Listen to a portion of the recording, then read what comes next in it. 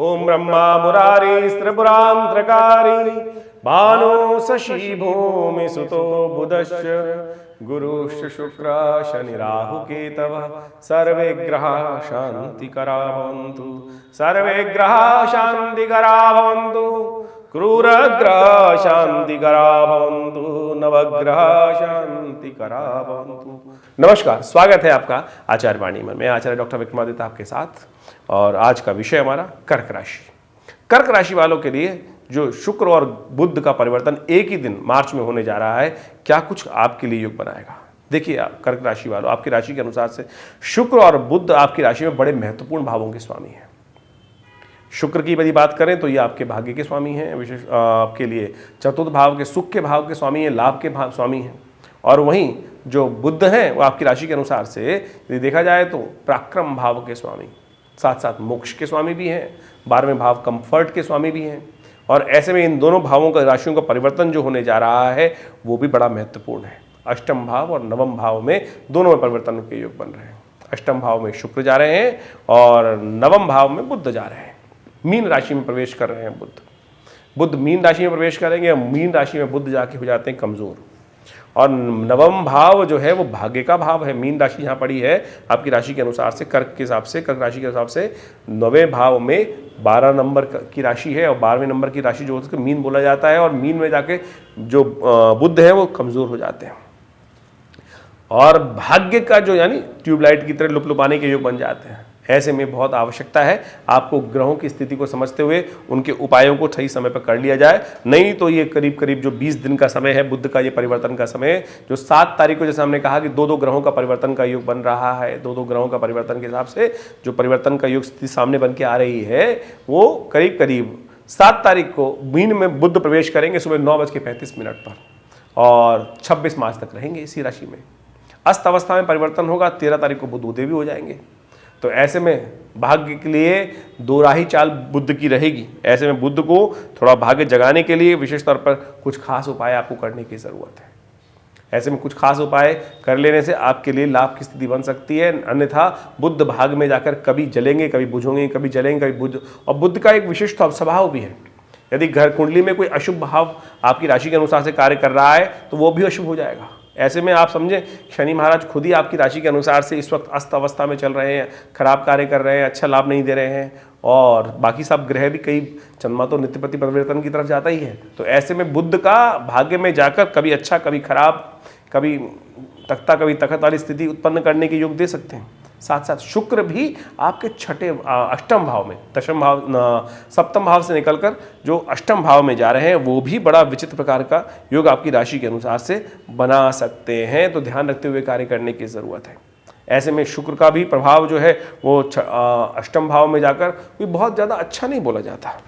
और ऐसे में विशेष तौर पर कुछ यदि आप देखें तो ध्यान रखते हुए कार्य करना पड़ेगा। कोई नए कुछ आफतें परेशान करने के योग बना सकती हैं। तो जो शास्त्र कर्क राशि के संबंध में बात करें तो आफतों से बचते हुए कार्य करने की ज़रूरत है।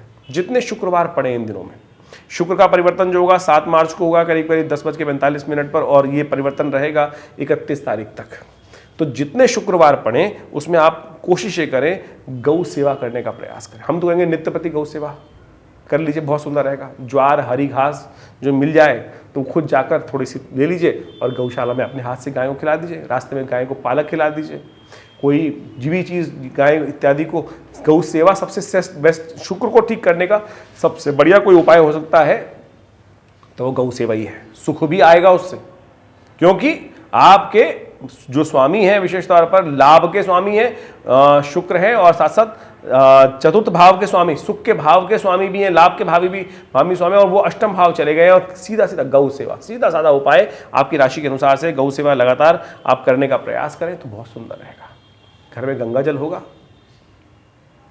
गंगा जल होगा, कोशिश ये करें पवित्रीकरण करके नित्य प्रति स्नान इत्यादि गंगा जल से करने का प्रयास कीजिए। ये खास उपाय है बुद्धि को शक्ति देने के लिए। तो बुद्ध की शक्ति भी कैसे आएगी हमने आपको बताने का प्रयास किया।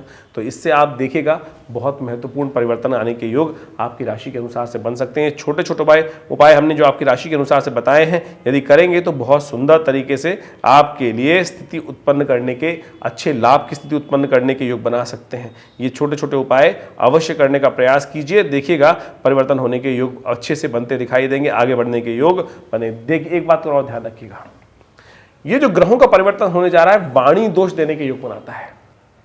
बहुत जल्दी जल्दी आप कुछ बातें बोल सकते हैं, बिना सोचे समझे कुछ कमिटमेंट कर सकते हैं। बुद्ध का ये परिवर्तन आपकी कमिटमेंट में आपको भाग्य से नुकसान देने के योग बना देगा। ये बुद्ध जो आपके अष्टम भाव से निकलकर नवम भाव में जा रहे हैं, मीन राशि में जा रहे हैं, तो जिह्वा के व्यापार के कारण से बिना सोचे समझे, पता नहीं कब मुख से क्या निकल जाए, कोई अपशब्द ना निकल जाए और उसके कारण से आपके लिए फिर नुकसान होने के योग बन जाए। तो ध्यान रखते हुए कार्य करने की ज़रूरत है। तो गंगा जल का हम जो उपाय बताया उसको नित्य प्रति अपने थोड़े से पानी में डाला। गंगा जल से स्नान करने का तरीका है, एक ढक्कन गंगा जल लिया घर से आपने उठाकर, उसको अपने नहाने वाले पानी में डाल दीजिए, उससे स्नान कर लीजिए। नहीं तो हल्का सा छिड़क लीजिए, कुछ भी वस्त्र इत्यादि पहन के ही छिड़क लीजिए थोड़ा सा। गंगा स्नान मंत्र से हो गया, ओम अपवित्र पवित्रो वा सर्वावस्थांगतो विवा या स्मृत पुंडरीकाक्षम सभाय अभ्यंतर शुचि। गंगा मतलब गंगा का स्मरण करते माँ गंगा ये नमः, इतना बात कहते ही सिर्फ आप देख लीजिए। देखिएगा ये सुंदर उपाय जो हम आपको बता रहे हैं, हींग लगे ना फिटकर रंग चोखा अवश्य देंगे। तो कर्क राशि वालों, आपकी राशि के अनुसार से जैसे ग्रहों का योग बन रहा है, ये हमने आपको समझाने का प्रयास किया है। इन सब चीज़ों को लाभ लेते हुए कार्य करना आपके लिए अच्छा रहेगा, आगे बढ़ने की स्थिति उत्पन्न करेगा। ये तो हमने गोचर का प्रभाव बताया आपकी राशि के अनुसार से। गोचर का प्रभाव तो राशि के हिसाब से समझ में आता है, लेकिन हर व्यक्ति की जन्मपत्री तो अलग है, उसमें महादशाएं, दशाएं, ग्रहों की अवस्थाएं, वो सब चीज़ें देखने को मिलती हैं और उनके अनुसार से परिवर्तन का योग क्या कुछ आपके लिए करेगा। अब ये कई लोग मिसकंसेप्शन कर लेते हैं कि संसार में सबके लिए सेम प्रभाव होगा। नहीं, ये तो कहना बिल्कुल कहीं भी कि सब समस्त मेष राशि वालों के लिए, समस्त वृषभ राशि वालों के लिए एक ही प्रकार का प्रभाव होगा। जो हम मकर राशि का सब बात कर रहे हैं, हर मकर राशि वालों के लिए हाँ, हवाएं तो उस तरफ चलेंगी।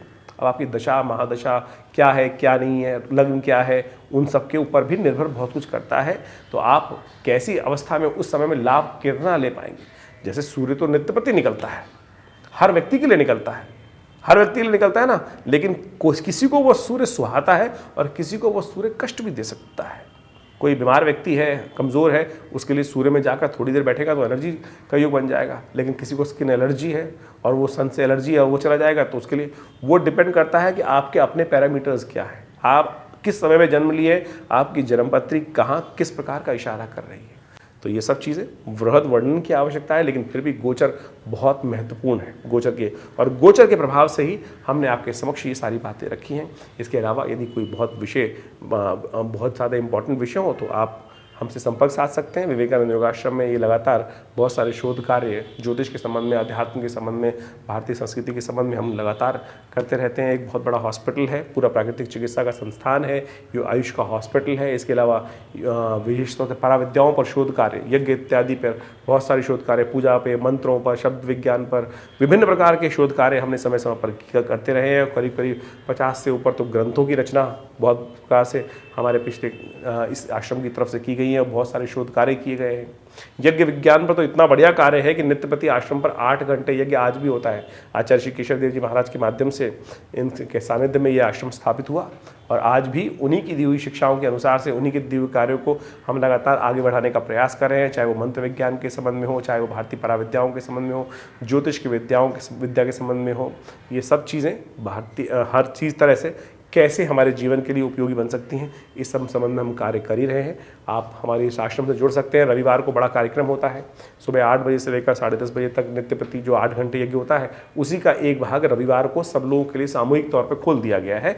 आप उसी कार्यक्रम में रविवार को कोई भी आ सकता है, कोई फीस नहीं दी जाती आश्रम की तरफ से। आप उन सब गतिविधियों से जुड़ें। फ़ोन नंबर्स आपके सामने स्क्रीन पर हैं और उनसे जुड़कर आश्रम का से संपर्क साध सकते हैं। आश्रम में हम एक भगवती की दिव्य श्री विग्रह है जो 1947 में मुल्तान से आई, 500 साल पुराना श्री विग्रह भगवती का, चमत्कारी श्री विग्रह। जो चाहते हैं ना चमत्कार देखना, तो उनके सानिध्य में आइए माँ भगवती दुर्गा के लिए। और वो भगवती का श्री विग्रह हमारे आश्रम में प्रतिष्ठित है। उन्हीं के सानिध्य में बहुत सारे उत्सव कार्यक्रम समय समय पर चलते रहते हैं। साल में कम से महीने में कहें कम से कम तो 10-15 तो बड़े कार्यक्रम होते ही हैं। समय समय पर उसको हम अवगत आपको कराने का प्रयास करते हैं। तो आप जुड़िए विवेकानंद योगाश्रम से, आपको लाभ प्राप्त होगा। धन्यवाद।